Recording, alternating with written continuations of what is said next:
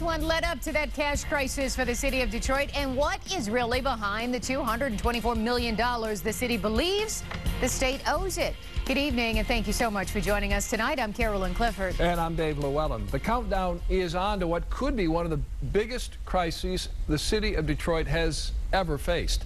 While there is enough money to cover payroll for now, things could be a lot different in just a matter of days. Well, today, Mayor Dave Bang went before City Council, sending out the warning that the city is on the brink of financial collapse. The mayor asked for support from council to try and get the lawsuit filed by Crystal Crittenden against the state dropped in order to save the city.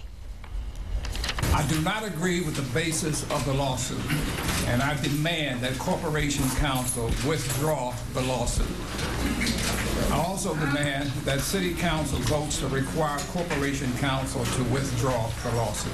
I mean, unless you fire her, Mr. Mayor, and unless there are 6 votes on this council to remove her, then she has said that she has a charter given and a charter mandated responsibility to do what she's doing. Yeah. Our Team 7 coverage on the crisis begins with 7 Action News reporter Tom Waits. And Tom, at least one council member is thinking positive, at least today, right?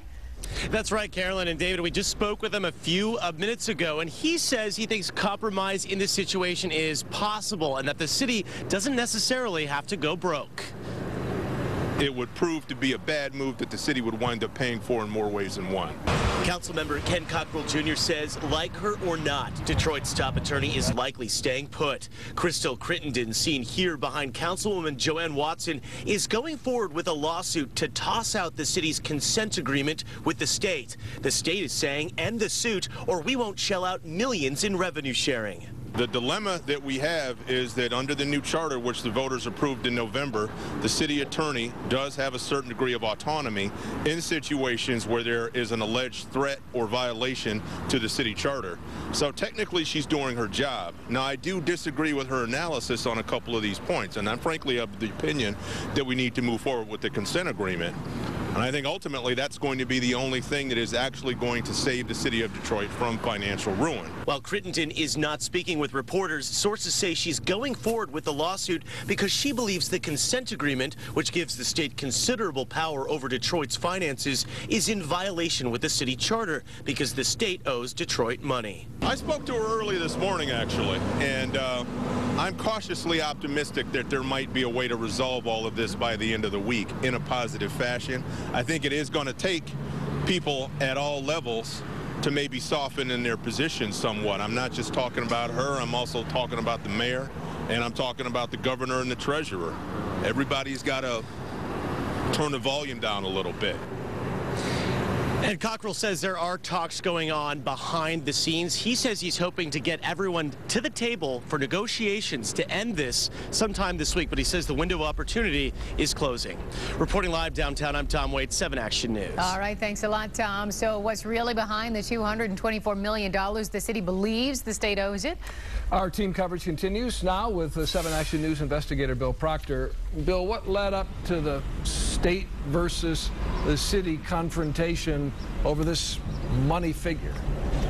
Well, there hasn't been a difficulty as to the actual number. You see, somewhere between 6 and 8 million is one of the numbers discussed because of taxes and parking tickets and water rates and that kind of thing that has to do with what the state owes the city. But there is this debate about some $224 million, whether or not the city really is supposed to get that money from the state of Michigan. Well, some people who have been looking at this thing for a number of years now say no. Back in 1998, the state legislature amended the Revenue Sharing Act, changing the formula for how sales tax dollars are distributed to local units of government.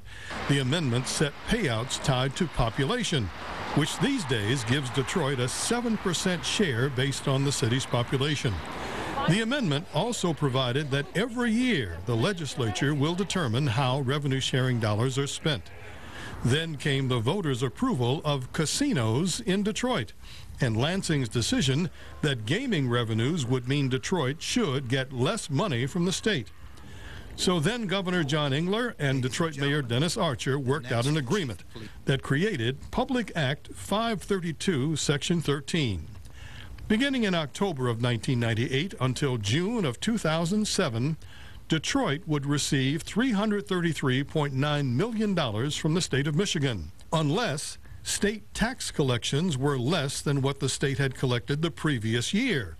It also said that Detroit had to reduce its income tax rate from 3% to 2% for residents working in the city, and from 1.5% to 1% for residents working outside of Detroit. By 2002, John Engler and the state were faced with falling revenues, so he cut Detroit's revenue-sharing check by $11 million.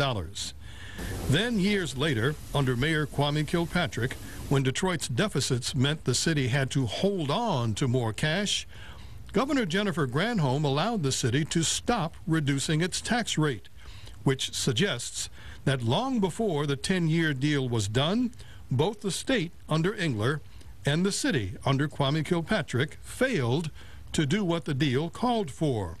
It's just one reason why the state insists it doesn't owe Detroit the $224 million that the city has gone to court to claim.